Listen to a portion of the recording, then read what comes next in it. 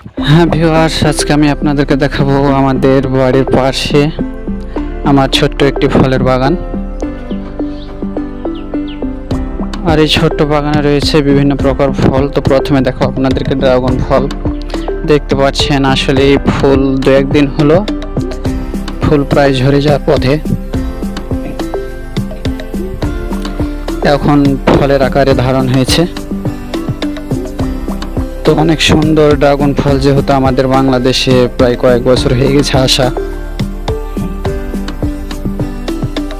তো বাগান থেকে ডাল এনে আমি লাগিয়েছি বাড়ির পাশে। তো এখানে বিভিন্ন প্রকার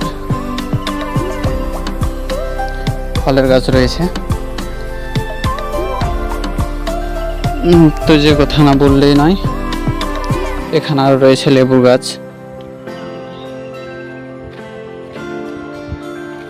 একদম দেশি কাচ্চি লেবু, পেঁপে, অনেক কিছুরই ফলের গাছ এখানে আমি লাগিয়েছি আমার বাড়ির খাবারের জন্য।